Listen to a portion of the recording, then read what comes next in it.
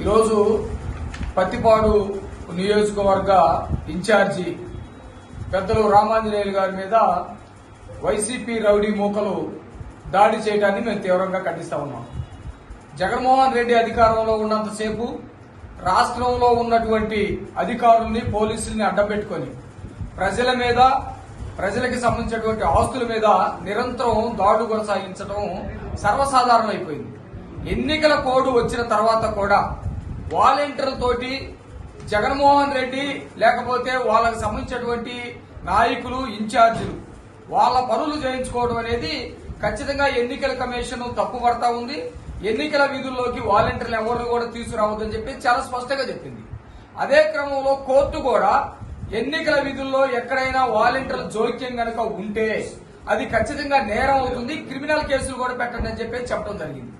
ఇంత ప్రొసీజర్ ఉన్నప్పటికీ కూడా మరి పత్తిపాడు నియోజకవర్గానికి సంబంధించినటువంటి వైసీపీ ఇన్ఛార్జి కిరణ్ అనే అతను ఎవరైతే వాలంటీర్లు ఉన్నారో ఆ వాలంటీర్లతోటి సమావేశం పెట్టి ఎన్నికల విధుల్లో మీరు పాల్గొనాలని, ప్రభావితం చేయాలని, నేనిచ్చే కానుకలు తీసుకెళ్లి ప్రజలకు అందించాలని, ఓట్లు వేయించుకునే దగ్గర మీరు వాళ్ళతోటి బతివలాడండి, వినకపోతే ఇష్టం వచ్చినట్టు చేయండి అనే పద్ధతిలో ప్రతిరోజు మీటింగులు పెట్టడం, ఆ మీటింగుల విషయం రోజు పేపర్లో టీవీలో వస్తున్నా కూడా ఇప్పటి వరకు పోలీసులు పట్టించుకోపోవడం, ఎన్నికల కమిషన్ పట్టించుకోపోవడం అనేది చాలా దారుణమైనటువంటి పరిస్థితి.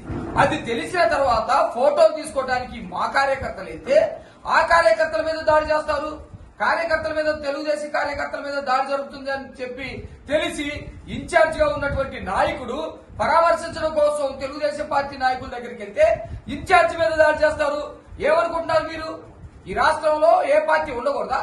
ఎవరు ఎన్నికల్లో పోటీ చేయకూడదా? స్థానిక సంస్థల ఎన్నికల్లో ఇదే పద్ధతి చేశారు. కానీ ఆ రోజు మీ ప్రభుత్వం ఉంది. ఈ రోజు ఎన్నికల కమిషన్ ఆధ్వర్యంలోకి వెళ్లిపోయింది ప్రభుత్వం. ఇప్పుడు ముఖ్యమంత్రి జగన్మోహన్ రెడ్డి ఆపద్ధర్మ ముఖ్యమంత్రి, అతనికి ఎటువంటి అధికారాలన్నీ కూడా ఎన్నికల కమిషన్ ఉంటాయి. కాబట్టి ఎన్నికల కమిషన్ దీని పట్ల తీవ్రంగా స్పందించాలని, ఎవరైతే బాధ్యులు రౌడీలు ఉన్నారో వాళ్ళ మీద చర్యలు తీసుకోవాలని, వైసీపీ ఇన్ఛార్జి కిరణ్ మీద కూడా చర్యలు తీసుకోవాలని మేము ఈ సందర్భంగా డిమాండ్ చేస్తా ఉన్నాం.